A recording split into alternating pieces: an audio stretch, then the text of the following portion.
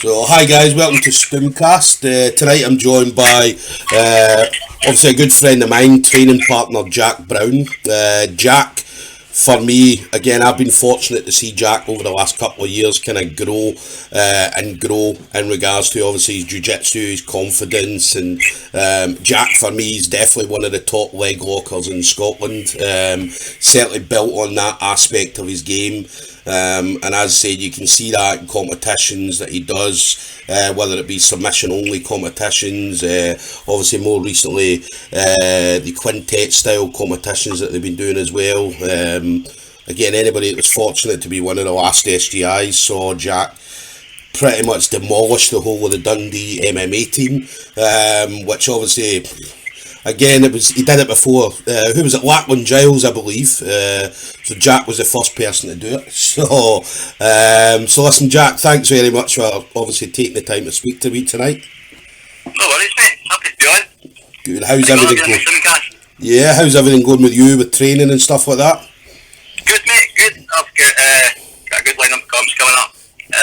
Marcus has just hit stuff doing no-gees, so I've got a very good training partner. Yeah. I'm getting the shit kicked out of me. Definitely, I see that. I mean, I get to see obviously you and Marcos whenever the two of you are in the gym rolling. Obviously, normally it's 6-minute rounds, but you guys seem to go for 15-20 minutes and stuff like that at a time, and it's always good to watch the two of you going at it. Do you know what I mean? Because obviously, when you roll with Marcus decides when it ends. Yes. I just keep rolling until Marcus puts a wee hand on my shoulder. Definitely. Right, that's enough. No, that's the good thing about Marcus. Yeah, I mean, Marcus will start the round with maybe 3 minutes left of the round, and then that'll be you. You know, you're going through that 3 minutes, then you're going through the 1 minute rest, and then you're going another 6 minutes, and then as you mentioned, as I said, the round only stops when Marcos said it stops. So, it's usually when you're so tired that you just kind of flop there. And he kind of looks at you with a disappointed face. Definitely. Right, we'll stop there, mate. We'll stop there. You go home.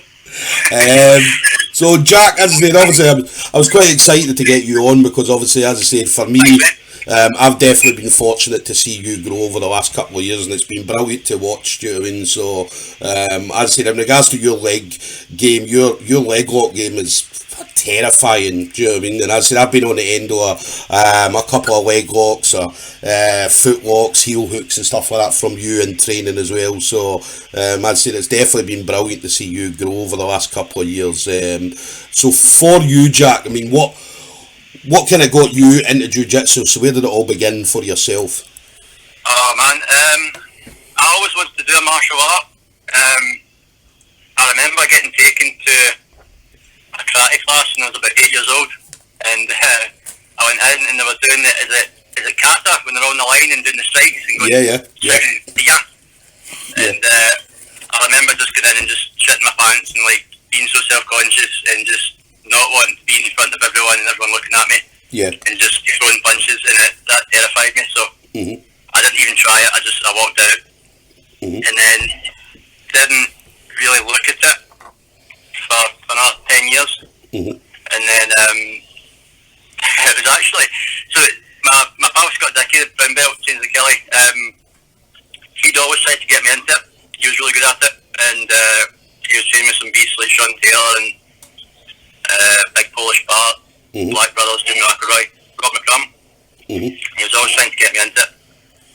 And then it was actually, I had a bit of a bargain with my stepdad. Just me being an arsehole growing up. We ended up in a bit of a fight. And then it died down over a couple of weeks, and there was one day I came in and I said to my mum, you know, where is he? Yeah. And my mum said, oh, he's at his Kung Fu class. And I was like, he's fucking what? He's like, yeah, since the fight he's decided he wants to learn to defend himself. Yeah. He's at a Kung Fu class. I was like, fucking right. On the phone to Dickie, right, Dickie, I'm coming to jiu-jitsu. Yeah. I'm like, Dickie, can jiu-jitsu beat Kung Fu? He's like, yeah. Come along.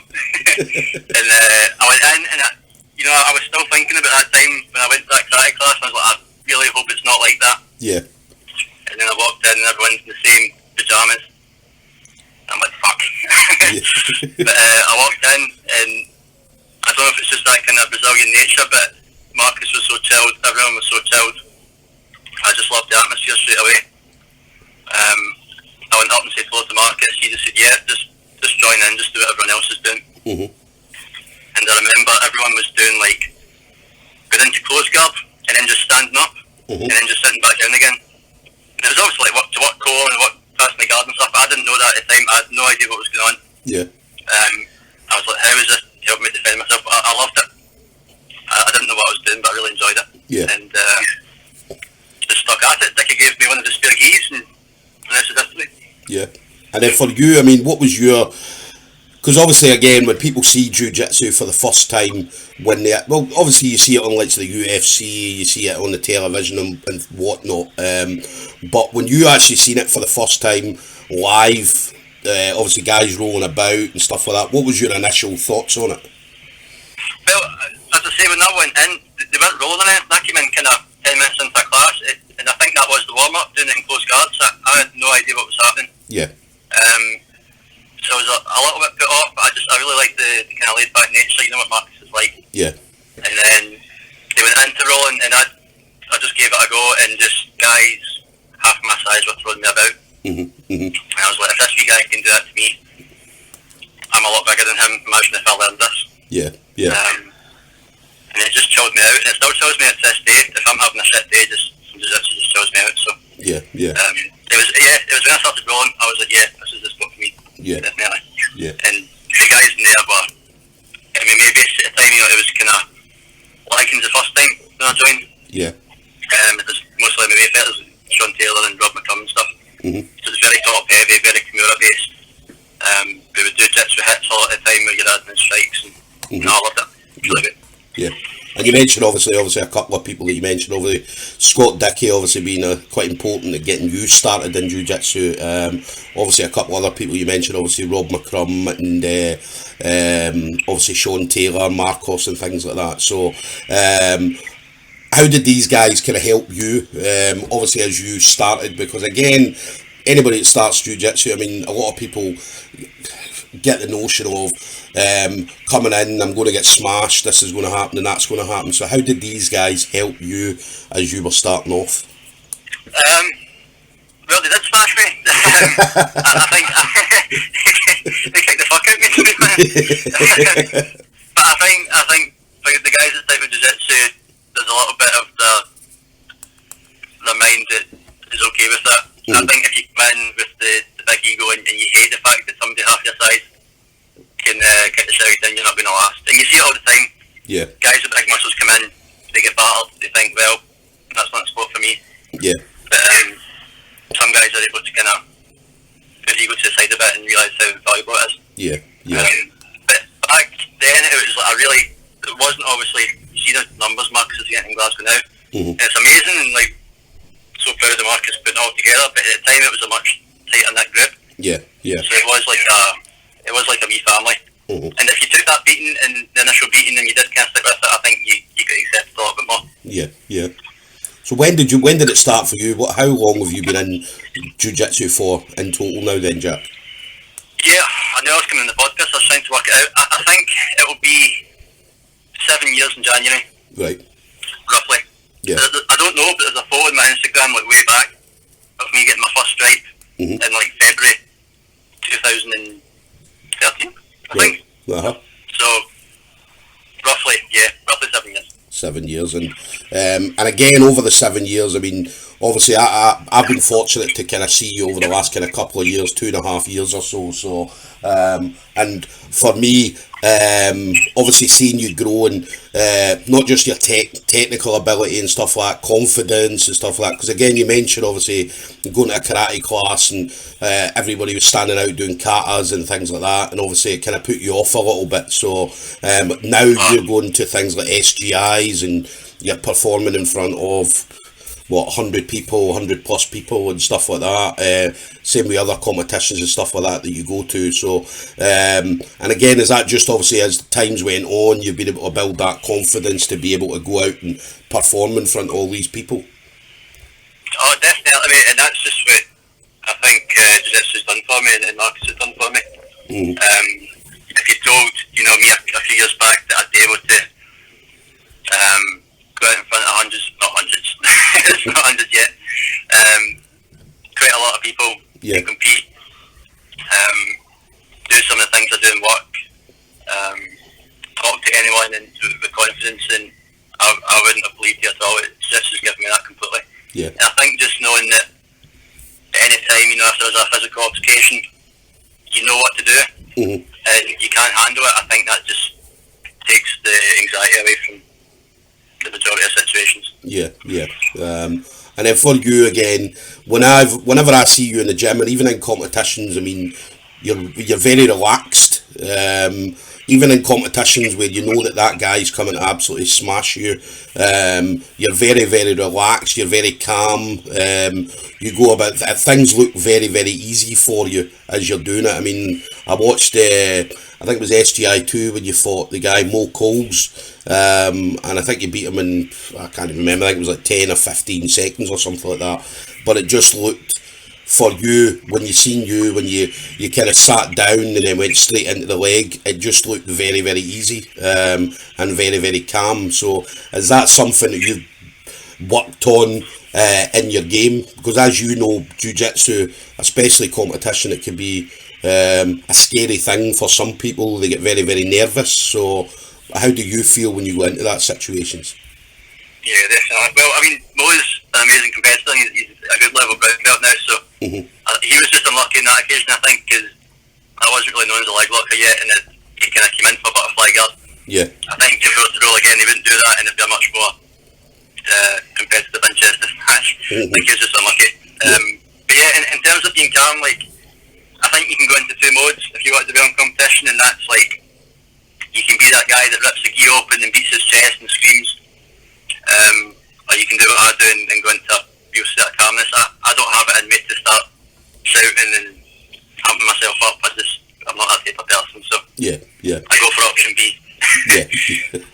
And it works for you. I mean, as I said, you're very, very similar when you're rolling in the gym to when you're in a competition, in regards to how calm you are, because again, you're the same in the gym. I mean, whenever you're rolling with the bigger guys, as I say, like say me, 110 kilos, the kind of weight difference doesn't bother you. You mentioned obviously Big Mark McQueen's about 120 kilo, world champion powerlifter. Guy's a monster. Yeah, and again, I mean, you're still calm even though you've got 110, 120 kilo guys coming at you, and you're still calm. You still go about things exactly the way you would do as if it was a 70 kilo guy and things like that. So again, for you,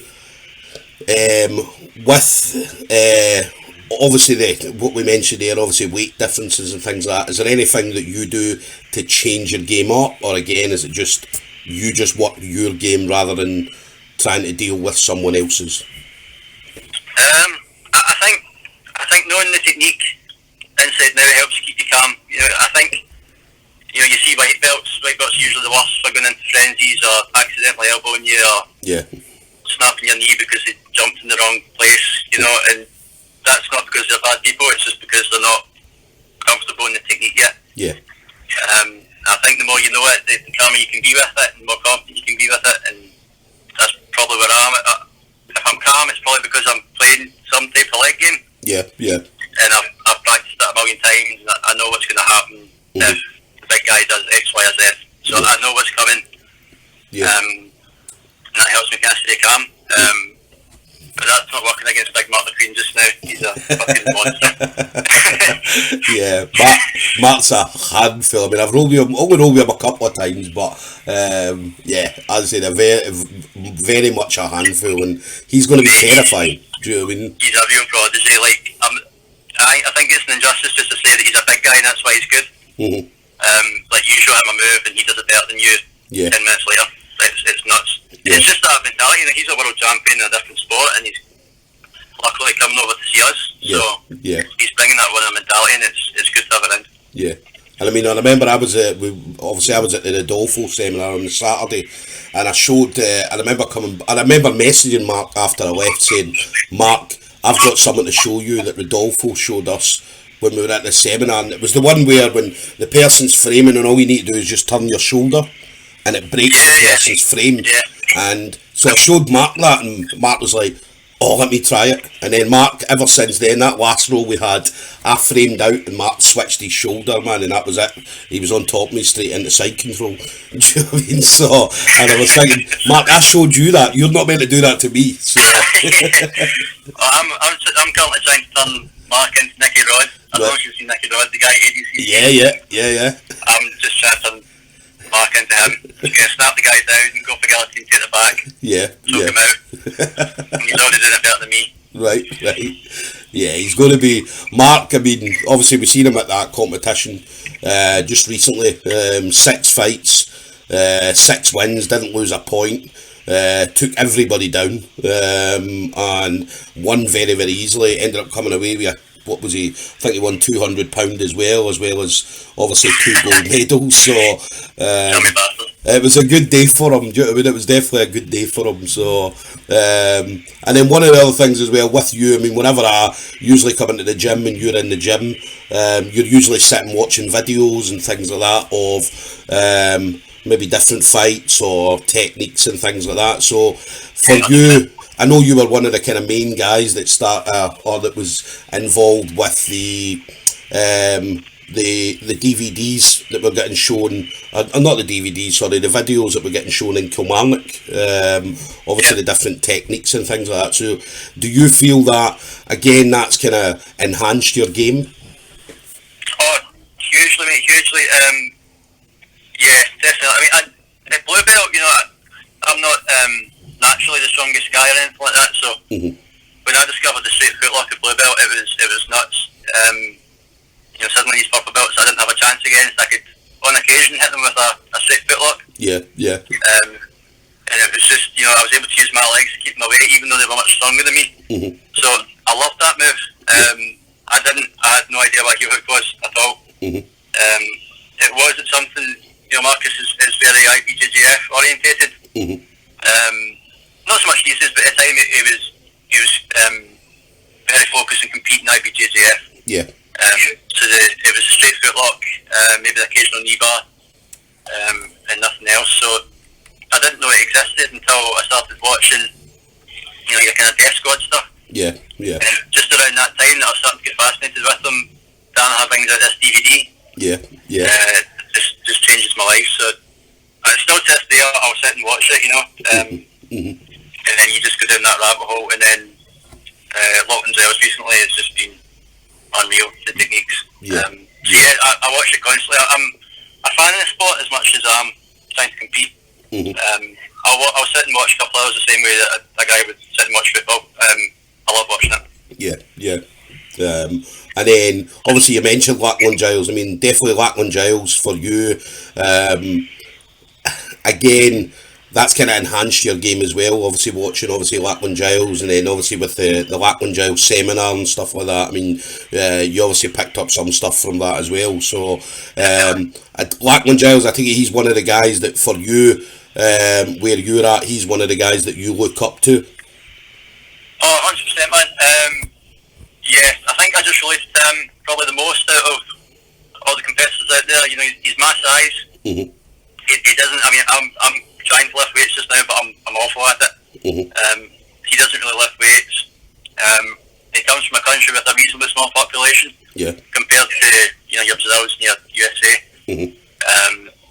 Wrestling isn't there at all in his home country, and he's got a keen interest in leg locks and being a technical role rather than a strength wrestling heavy type of game. So I'd consider him a much better version of me. So it's brilliant just watching the videos, and everything he does I can do because of the same kind of body shape. Very similar to Marcus, because I'm about the same size as Marcus. I'm quite lucky that way. So I watch Marcus, I watch Lachlan Giles, and the things they're doing with their body I can do. Because I'm the same size, same flexibility. Huge influence, mate. And the 50-50 stuff is amazing. And then hopefully I'll get to showcase it at SKI. Yeah, well, listen, I've said anybody that's listening, if anybody who didn't see obviously the square go, as obviously Meat called it. Obviously, all I remember was the Dundee MMA team, and as you going in and single-handedly took the whole team out, which was absolutely brilliant to watch. And again, if anybody, normally whenever that happens in a competition, then like if it's a quintet or something like that, and then you see someone take out a whole team, that's a massive thing. So obviously when you did it, it was just like wow. And obviously the videos are online and stuff like that for anybody that wants to watch it. I think it was the square go, as I said, as Meat called it. So obviously going into that, I mean, that was, again, we'd seen it before in previous SGI, as we mentioned, Mo Coles and stuff like that, but I think that was the kind of first time that anybody had, maybe not the first time, but that was kind of one of the kind of main times that people actually seen your full game, because again, going in and just taking out that whole team was absolutely brilliant to watch. So for you, when you're going into these competitions, how is it you prepare yourself in regards to obviously your technique and things like that? Yeah, well, first of all, the first guy I didn't really beat, he more pummeled me into the ground. Yeah. And Uncle Giles decided he wasn't having any of that. It was like the mountain at Game of Thrones, he just threw me.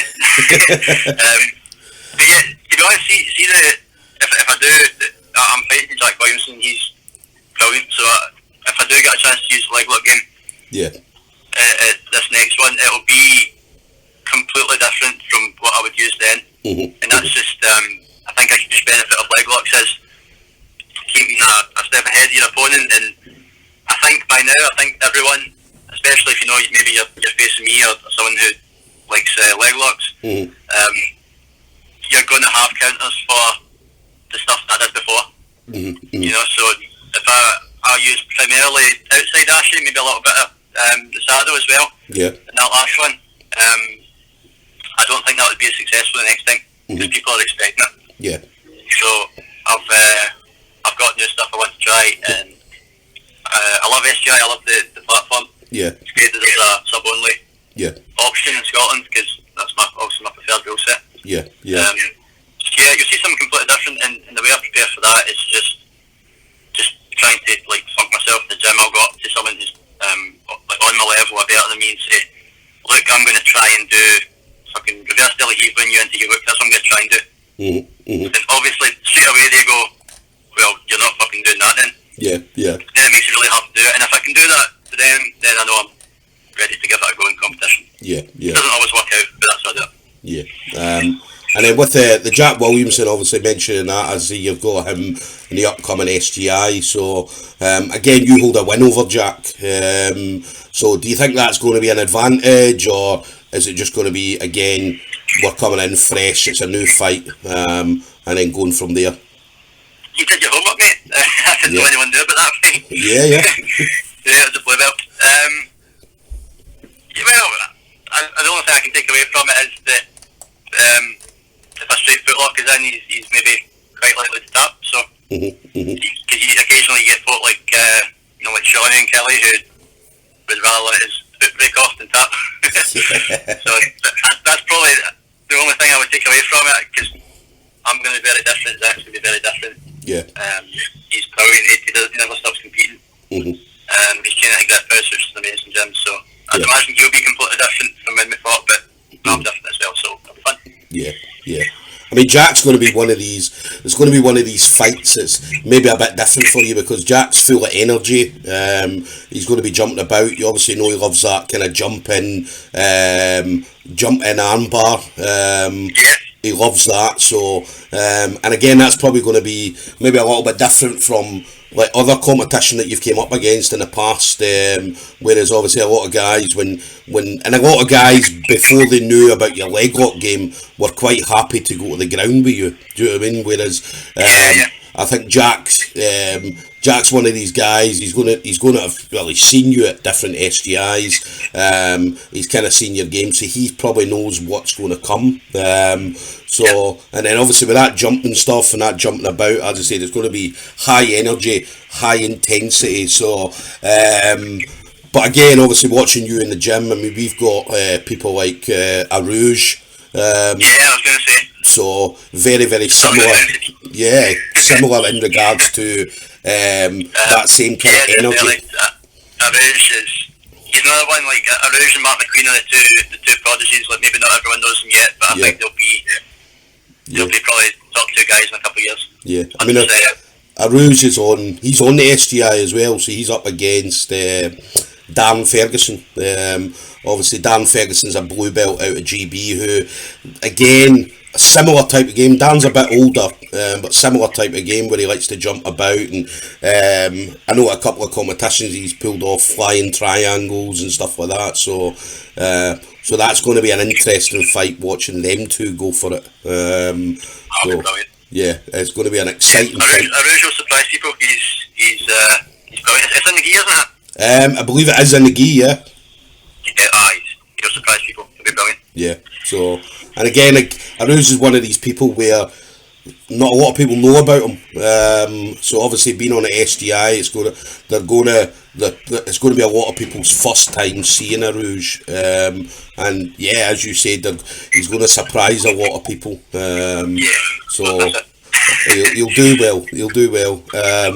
And with people like that in the gym, I mean, again, they always say the most important person in the gym is your training partner. So for you, I mean, these guys that you're up against, training against, whether it be Arouge or Marcos, Shawnee Stewart, any of the guys in Kelly, Glasgow and stuff like that, for you, is that important to have these people there? Because obviously they're progressing your game, you're progressing theirs. So is it important for you that you've got people like that around you? Oh, 100%. Yeah, if I didn't have them, I was training with white belts every day. I'd be shit. Yeah. But, no, Shawnee's brilliant. Shawnee is. I'm quite lucky to have guys like Shawnee, Sharpie, Joke, who guys like that who after they kick my ass, they'll tell me how they did it, and then I learn. They kind enough to tell me how they did it after they kick the shit out of me. Yeah. Shawnee's brilliant because obviously my game's leg lock based, and Shawnee's extremely hard to leg lock. So if I can get close to hitting something or hit something on him, I know I'm going down the right school of thought with it. Yeah. Sharpie's been brilliant for my guillotine defence. Despite guillotining me 10 times around. Yeah. No, great bunch of guys. Dickie's like a mini Danaher. His knowledge of the sport's unreal. And he's got a little bit of yoga as well. Yeah. Helps you unwind after class. So no, it's a brilliant setup. Between Kelly and Glasgow, I'll bounce between them just depending on where work is. Yeah. And both give amazing qualities. And then obviously as well as jiu-jitsu, because I know that you're currently working with Big Mark as well. Yeah, mate. Yep. So again, what kind of things are you doing with Mark? Well, Mark's a powerlifter, but I think his full-time job just now is strength coaching, which is perfect for me. You know, he sent me a questionnaire. What I'm looking to get out of it, what I'm trying to do with jiu-jitsu, injury prevention. What's up with your body just now? What have you always had? And I'm a bit kind of unlucky with my body. Like I think I was born with a bend in my spine, which is amazing for inverting and shit for everything else. Yeah. I can go upside down there easy, but everything else is a challenge for me. Yeah. And my left arm doesn't work very well. I broke that when I was wee, so I always thought I wasn't going to be able to squat a great amount of weight just with my body is, but no, Mark's been brilliant. He's got me doing just your basic stuff, squats, deadlifts. Feeling the benefits already. I went down to London and did Cleos grappling down there. I felt amazing, felt so good. There was one guy that could beat me that day. That was JQ.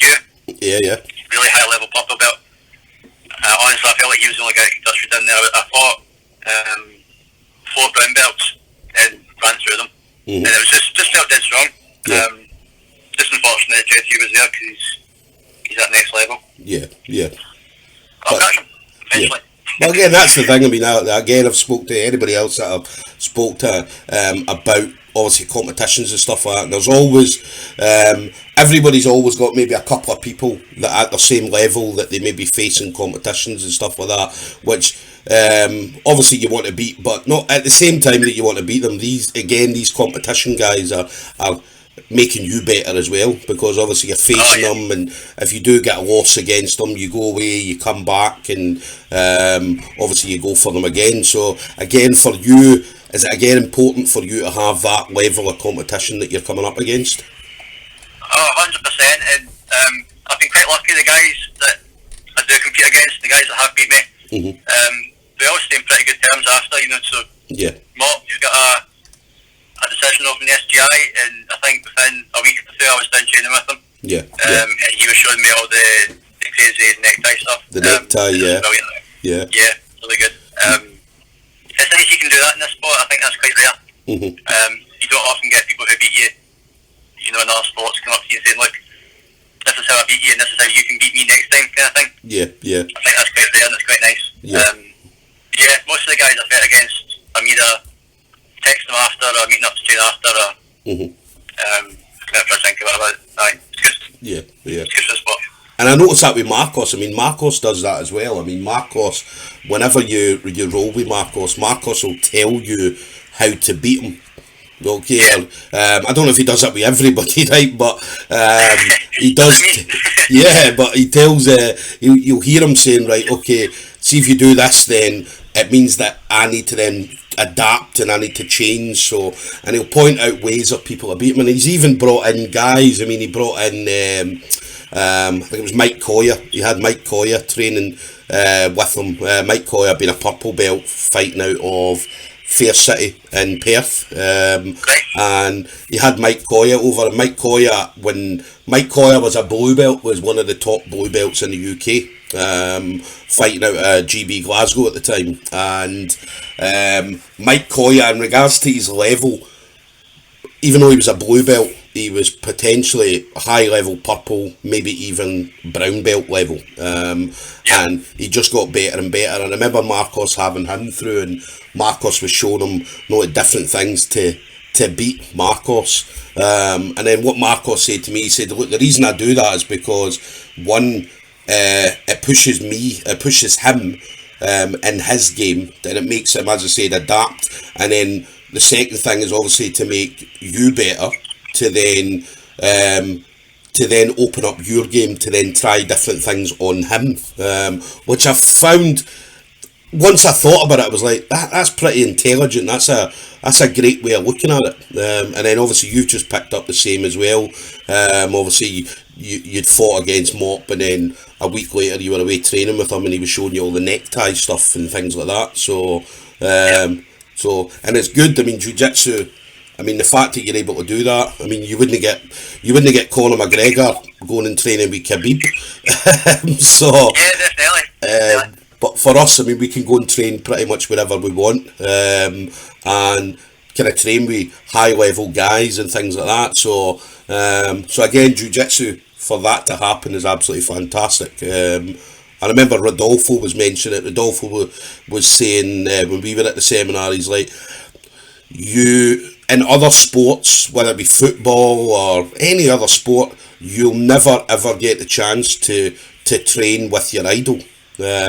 Whereas in jiu-jitsu, you can go and train with your idols at any time you want. Obviously, it might be whether it'll be a seminar or travelling to gyms and stuff like that. So it's equivalent of like a Power League five-a-side player going on the phone to Messi and saying, look, Messi, my free kicks aren't great. Yeah. Going to fly out, I'll give you a couple of £100. Fly out here. Yeah. Prove my free kicks and then fuck off home. Yeah. It just doesn't happen. Yeah. It's one of the best things about jiu-jitsu. Yeah. And then one thing you've been doing kind of recently is obviously the seminars as well. Obviously travelling about doing seminars, obviously leg lock seminars and things like that. So was that always something that you wanted to do, or how did that come about? Yeah, I still feel a little bit weird about doing them because I'm a purple belt. I'm always of the opinion that if there's a black belt near you, someone Marcus's level, some of the guys that they grip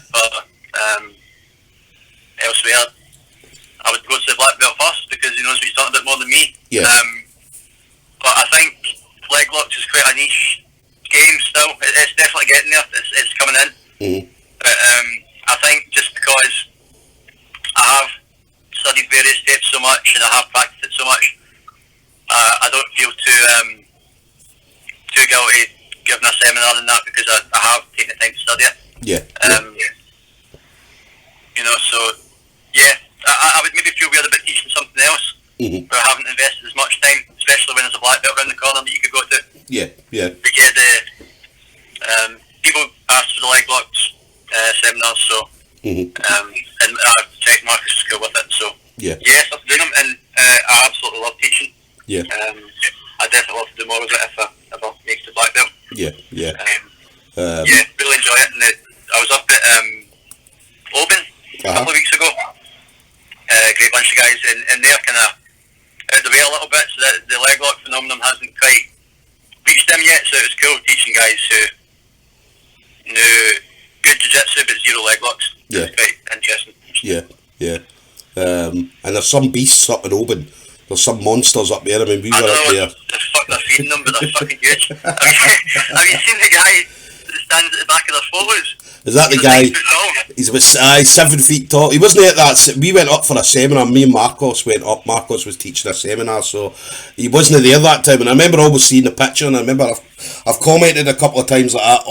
He'd obviously be brilliant to roll against. Do you know what I mean? Just because of the size of him. Do you know what I mean? But yeah, head and shoulders above everybody. Do you know what I mean?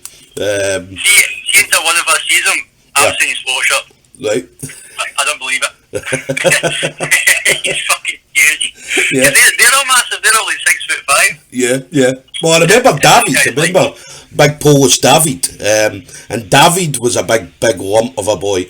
And obviously, you've seen a picture of David standing next to this 7 feet, whatever he is, next to him. And this guy was massive compared to David. And as we know, David's a big lump. Do you know what I mean? So yeah, anybody bigger than him. Do you know what I mean? But nobody's seen him yet. We've only seen him in pictures.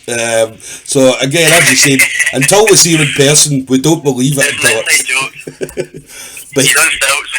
yeah, but he's going to be one of these guys, though. He's going to be one of these guys that eventually, obviously, he might get to a level, and then one day there'll be a competition. Meat will have a competition on, and suddenly the Oban team will turn up with this guy. Do you know what I mean? And just bring him in and say, right, there you go. Just in like a cage. And I'll just open the cage and he'll fucking run out. it's like a Game of Thrones character.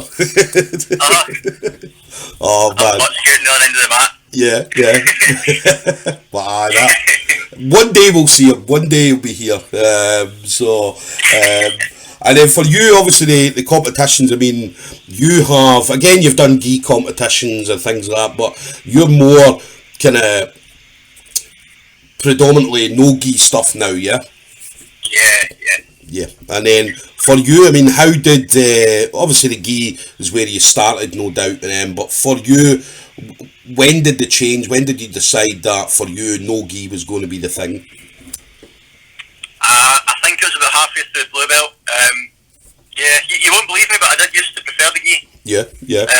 White belt, blue belt. I don't know. I think I just went down the leg lock kind of rabbit hole with the Danaher stuff. Mm-hmm. It was fascinating. At the time when the DVD first came out, I didn't know that there was going to be a full series with guillotines, kimuras, backtakes and stuff. I thought this was it. Yeah. So I was obsessed with it. I just watched it all the time. Mm-hmm. And it's very difficult to do all that stuff in the gi. So started doing more low gi. Started trying to do these leg locks that I'd never seen anyone do in person. I'd only seen online.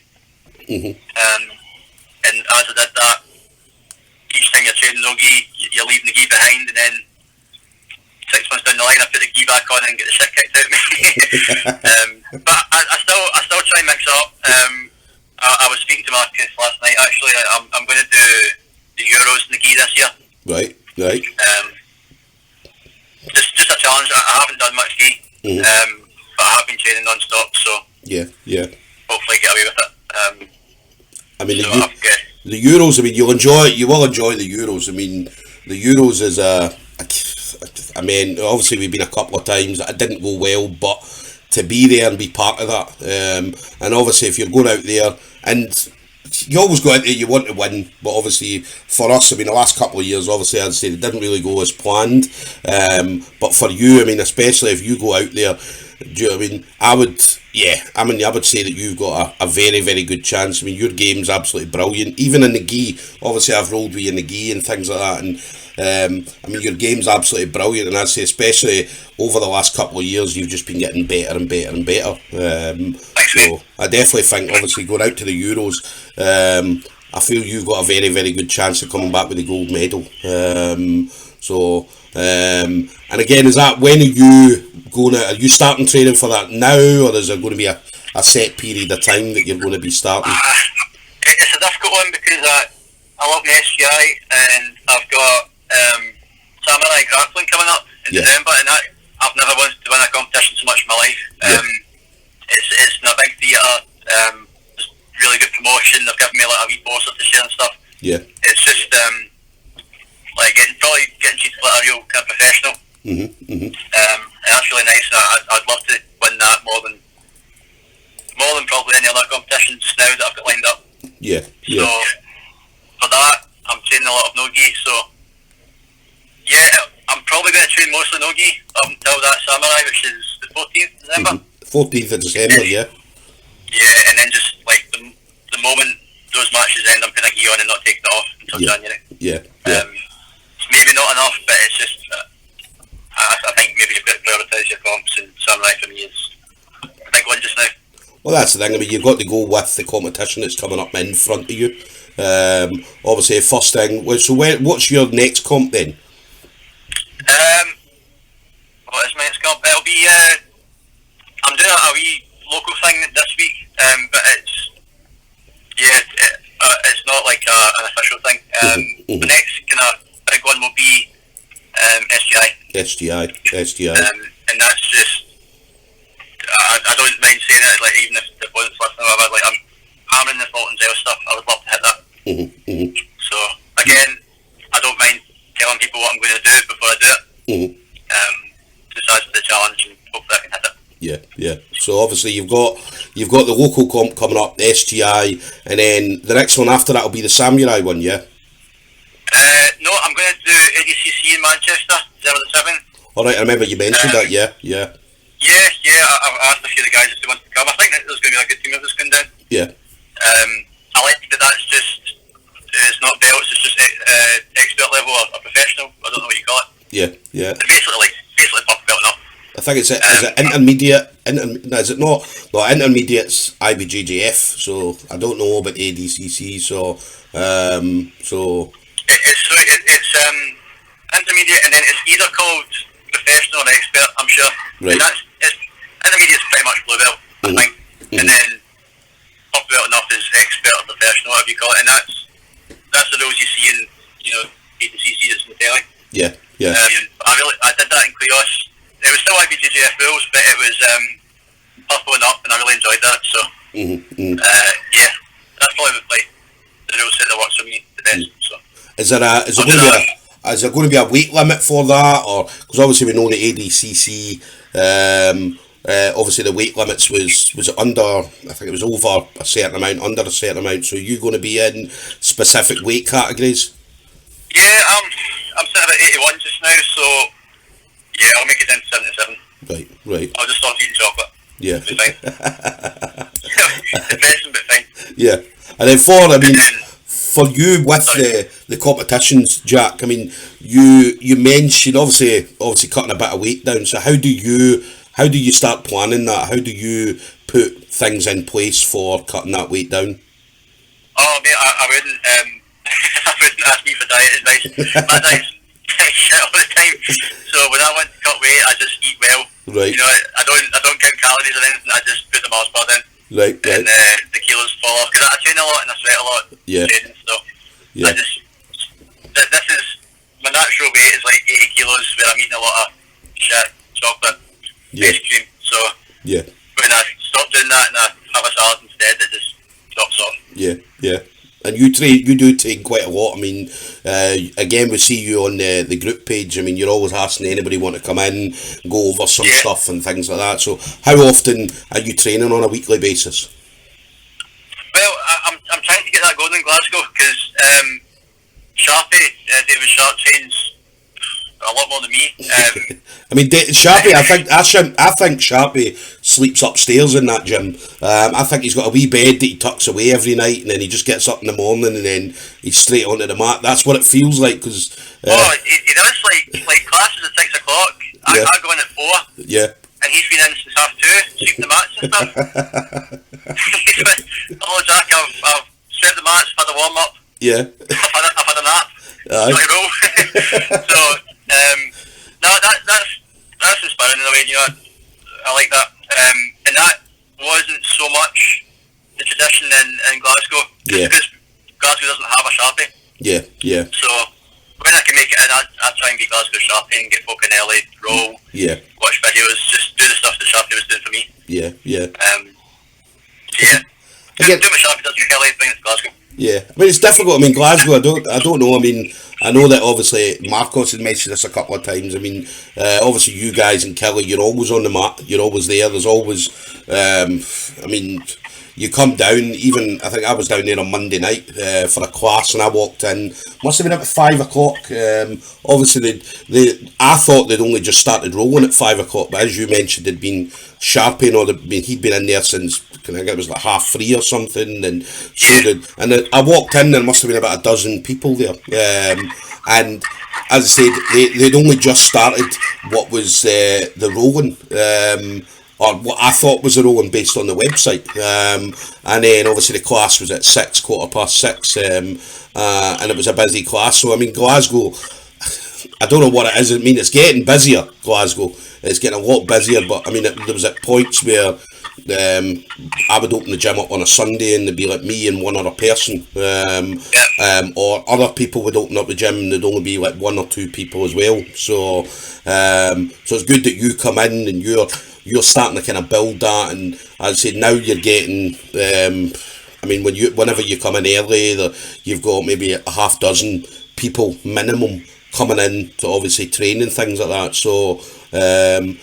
It's good to see, and it's getting busier and busier. I mean, sometimes you see the Sunday open mats, and there's maybe 10 people turning up for the Sunday open mats, which is again a brilliant thing as well. So yeah, hopefully, I mean, Glasgow can end up having the same kind of numbers turning up just to roll that Kelly has. So it's definitely good to see it's getting busier and busier. It's good. I mean, Kelly's always had. Traditionally in Kelly, the Sunday 11 o'clock mat tends to be a kind of killer mat. Mm-hmm. There's no class on, it's just come in and roll. And I think I opened up a couple of times in Glasgow Sunday at 11. Yeah. And like you said, a couple of folk turned up and enjoyed it. Yeah. And then people like yourself, Gavin McQueen's been opening the foot a lot. Yeah. And it just kind of organically became its own thing. That, you know, your Glasgow open mat is same time, same kind of format. Yeah. It's cool to see that. Yeah. It only took me opening up a couple of times for that to become its own thing. It's pretty cool. Yeah, yeah, and it will. I mean, it will get busier. I mean, as I said, it's definitely something that will get busier. And as we've said, it is getting busier. So we are starting to see it. A lot more people coming in and out. So that's for the young gym. Yeah, got to give it time. Yeah, definitely. And then obviously Samurai. Then you're going to be going to that 14th of December. Obviously going to be Marcos. Marcos is obviously doing the super fight there. And this is you mentioned this the other day on Facebook. This is going to be the first time that you're going to be on the road with Marcos. First time ever. I've watched him compete. He's also watched me compete, but we've never been in the same kind of. Not even at IBJJF. We've never been in the same mat the same day. Yeah. So that'll be cool. Really cool. Yeah, Marcos is a nightmare, by the way, because he's when it comes to eating. I say Peter Downs will tell you this as well, but he had I think they went to Barcelona and they walked for ages. I think Peter did about 20 or 30,000 steps that day before Marcos decided what he wanted to eat. so yeah, definitely be prepared for that, Jack, because he can be a nightmare when it comes to eating. so even after the competition, do you know what I mean? After the competition, I remember we were in Portugal and we all went to this Brazilian restaurant, and obviously we'd competed, me, Peter, Thomas, Marco Lazuri and all that, and so we were all tucking in and we were having, fucking just kept shouting, bring more meat, bring more chips, bring this, bring that, and Marcos is like, yeah, I'll just have some salad, please. so in fact, young Kieran Brown was there as well. I mean, he was getting tucked in as well, so but we don't talk about him. Nah, we don't talk about him, yes. He left us to join the Conservative Party. He's not a man of the people. Yeah. So obviously you're going to be travelling with Marcos, so it's going to be good to have Marcos in your corner. Amazing. Obviously, kind of giving you instructions. I know you always like to, whenever you're competing and you've got Marcos in your corner, that's like having I don't know, having something there. It's always great having your coach in your corner. I mean, I've been fortunate, I've had him a few times in the corner, and so obviously for you, I mean, again, is that same kind of feeling for you? 100%, and I think I can announce this now because I think Grapplefest put it up. Marcus is fighting, this isn't like an exclusive event, it's on Facebook, but Marcus is fighting Lloyd Cooper in Grapplefest in November. Lloyd Cooper's one of the guys that I was sitting and watch for hours on end. He's brilliant. Yeah. He's very leg lock based. Yeah. So knowing that was coming up, Marcus has been rolling with me. Yeah. Again, I'm a bit of a shit version of Lloyd Cooper, but games are very similar. Yeah. So Marcus has been improving a lot in the leg lock game, and he knows my game inside and out now. He knows exactly what I'm going to do at all times. So that'll make it a lot easier for him to corner me. You know, when he sees my head moving or my legs moving a certain way, he's going to know exactly what I'm going for, and he's going to be able to tell me what to do. So I think Marcus has cornered me plenty of times before, but I think this will be different because he knows what I'm looking for, he knows the positions I'm trying to get to. And he can do them better than me, so he'll be able to advise me accordingly. Definitely. Now, it'll be good to see. And again, anybody who wants tickets, where could they get tickets if they want to go to Samurai and see you? So there's a link on the Facebook page. I think I shared one of the photos a couple days ago. If you can't find it, but it's just Samurai Grappling Invitational. There's a link to buy tickets, and then you put in, when you're buying a ticket, if you want to buy a ticket, put in my name, but don't put just Jack, because I think there's now 3 or 4 Jacks in the card. We don't want any money going to the bastards. Might all come to me. So put in my full name, please, if you are buying tickets, or put in Marcus's name if you want money to go to him. So obviously the tickets there, again, you can see that on Jack's Facebook page. Again, it says use the code Jack, but if anybody's buying tickets, as I say, make sure you put Jack Brown. Obviously we want to bring the money back to Scotland, so so definitely put in Jack Brown. I'm just kidding. he needs to buy more John Danaher DVDs, so need a GoFundMe page just to get me there. And then Jack, obviously last thing then, obviously in regards to before that, obviously Likens, for you at Likens, because obviously Likens your main gym, that's obviously where you came from, Kilmarnock. So for the guys, anybody that wants to get into jiu-jitsu, whether it be from Kilmarnock or anywhere in Ayrshire, Glasgow or wherever, how do they get in contact with you guys at Likens? Yeah, good shout. I was going to say this actually. So Sharpie, who I was talking about earlier, brilliant competitor, but amazing coach. Really breaks things down nicely, but much better than I feel I can do. He's got a beginner's course starting in Kilmarnock on I'm going to get this wrong, next Tuesday, so when is that? That is the 15th of October. So he's doing I think it's a 6-week block. Beginner's course, complete beginners only. So I know one of the things for me going was I was a wee bit nervous because all these guys who I was walking into the gym with had been doing it for 5 years and was so much better than me. I know that makes people nervous. So yeah. If that's you, you get to go in with other people who are like-minded, don't know anything, they're there to learn. Yeah. You get a really high-level coach, and Sharpie's for some reason made it £30 for the whole block, which is mental. Yeah. He's only paying £30, so that's cheap as chips. So yeah. if you're in Ayrshire, that's the place to go if you want to start. And obviously, you can't live by Marcus's in Glasgow if you want to start. Definitely. Anyone else. Yeah, and 30 quid for a 6 week course. I mean, 6 weeks course, let's say a month and a half. I mean, that's half the price of some gym memberships. I think it's 6 weeks, but it's a full beginner's course. Yeah. It's no gi, so you don't even need to buy a gi. Yeah. And as I say, I know Sharpie is technically a blue belt, I suppose, but he doesn't roll it once. Each one, he's brilliant. So yeah, definitely. If I was a beginner, that's where I'd be going. Definitely. No, I'm looking at it there, 6 weeks, starts the 15th of October, finishes the 21st of November, 12 different classes throughout that 6 weeks, and as I said, 30 quid. I mean, some gyms you go to, it's 5 and 10 quid just to train for one night. Gym memberships can be 50, 60, 70 quid, even more in some places.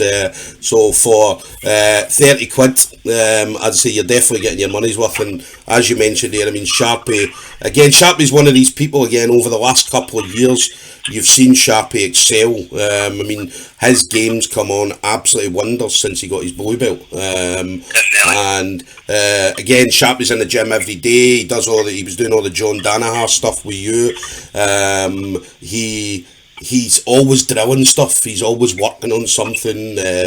And Sharpie's one of these guys, whenever I roll with him, he turns me inside out, or every single time. Do you know what I mean? So, but it's always usually no gi, because whenever I come down to Kelly, I always come down with my gi, and they're like, yeah, we're just doing no gi, and I'm like, fuck, I don't train no gi. So yeah, so I come in every time I'm in Kelly, I get an absolute rinsing every single time because it's no gi. So yeah, Davy Sharp, I mean, him doing the class for that 6 weeks, any beginner that's coming into jiu-jitsu throughout that 6 weeks is going to get an absolute treat. Brilliant, and at the end of it, I can pretty much guarantee you'd be ready to go into live rolling. Yeah. No bother at all, you feel completely comfortable. Definitely. Definitely, man. There'll be a whole team of Davy Sharps, many Davy Sharps jumping about after that 6 weeks, so definitely good to see. Team Superboy Baldy Heat. Yes. And last thing, Jack, I mean, if it wasn't for, obviously, jiu-jitsu, what would you be doing? Oh, fuck knows, mate, I'd be an arsehole. More of an arsehole than I am. I don't know, mate. I was drinking every weekend, without exception. Didn't really know what I was up to in life. I'm not. I come from like a decent family and stuff. I'm not going to sit here and say I'd be a junkie or that. Yeah. But I wouldn't have a shred of my confidence that I do now. I wouldn't be in the job I am. Yeah. I'd be like a wee skinny guy not doing much. Yeah. Definitely no leg looking anybody anyway. Nah. And then final thing from you then, Jack, anybody you want to thank, anybody you want to give a shout out to, anybody that you think. Now I've got a couple of names of people that I want to get on here, so obviously I want you to tell me who you want to see on next, Jack. Good shout. Obviously, huge thank you to Marcus, Shawnee, Sharpie, yeah, all the guys that give me good rolls every day. McQueen Brothers are starting to become really good training partners of mine. We have Rouge, I put the gi on. Aiden Brothers. Yeah, it's all the guys down in Lycans in Glasgow. Yeah. In terms of who I want on, man, Dickie would have some good stories for you. Dickie, a couple of people mentioned that the other night, yeah. Scott Dickie. Dickie's an OG. He'd have some funny stories from the MMA days. And, yeah. Rob McCrum, Sean Taylor stories. I think he'd be in Big Bar. Yeah. He'd have some good stories for you. Definitely. So, we're coming after you then, Scott Dickie. We're going to get you on. Not Kieran Brown. He's dead to me. I don't even know if Kieran Brown, as I said, I've not spoke to him in a long time. Do you know what I mean? I don't even know if he's got a Facebook now, if he's still on Facebook. You certainly don't see any jiu-jitsu posts anymore from Kieran. So we still keep in touch, man, but aye, we had a good thing going. We had a flat together. We were training every day. Yeah. He moved into London. What's that about? Is he coming back? Is he going to come back up, or is that him down there for good? I think that's him, mate. He's doing too well in work. He's making some good dollar. Yeah. Oh, Good luck to him. all the best to him. Good luck to him, aye. So, but listen, Jack, it's been an absolute pleasure. As I said to you at the beginning, as I say, for me, you're one of the, you're definitely one of the top leg locker guys in Scotland, coming out of Scotland, and for me, as I said, I'm just honoured I get the chance to see it every time I'm in the gym. I get to see it and I get to witness it, you leg locking me and things like that. And I remember there was one funny one. I remember we were down in Kelly and me and you were rolling, and I remember I went to go for a leg lock and you just gave me a look as if to say, really? And then you leg locked me straight back and that was it, done. Do you know what I mean? So I still remember that.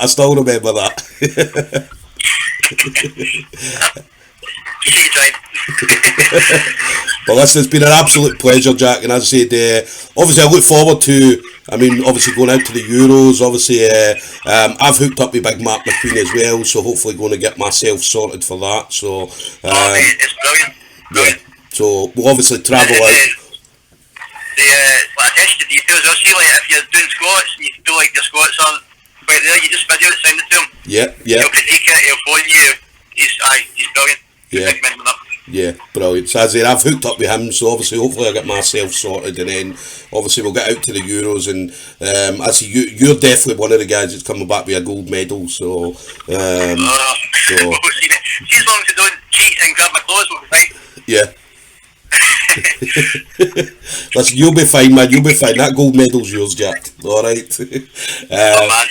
But listen, thanks again, sir, and obviously you enjoy the rest of your night, Jack, and I'll see you soon, okay? Thanks, mate, just have me on. Take care, buddy. StoomCast. Brilliant. Thanks again, mate. Cheers, mate. See you later. Bye-bye. Bye. So, guys, that was Jack Brown. Jack Brown, purple belt under Marcos Nardini. Jack, again, as we mentioned throughout the podcast, Jack is a leg locker. Jack's worked on his leg locks throughout the last couple of years, and just kind of perfected them with, I say, going through the kind of analysing the John Danaher system. Obviously, more recently, watching Lachlan Giles. They had Lachlan Giles up in Glasgow for a seminar, and Jack was fortunate he got to roll with them, and Lachlan gave him some very good tips on how to kind of enter into leg locks and how to kind of pull them off a little bit better, and just maybe kind of fine-tuned his technique, which is obviously shown every time that he goes out on the mat, whether it be in the gym or whether it be at competitions, as I said, whether it be the SGIs, local comps and things like that. So there's definitely going to be more to come from Jack. He mentioned he's got a few comps coming up, so it's going to be good to see exactly what he's going to do. And as he mentioned, he's been working on some stuff that he wants to pull off in these up and coming events, these up and coming submission only competitions. So it's going to be very, very interesting to see what comes from him. Coming at the Euros as well.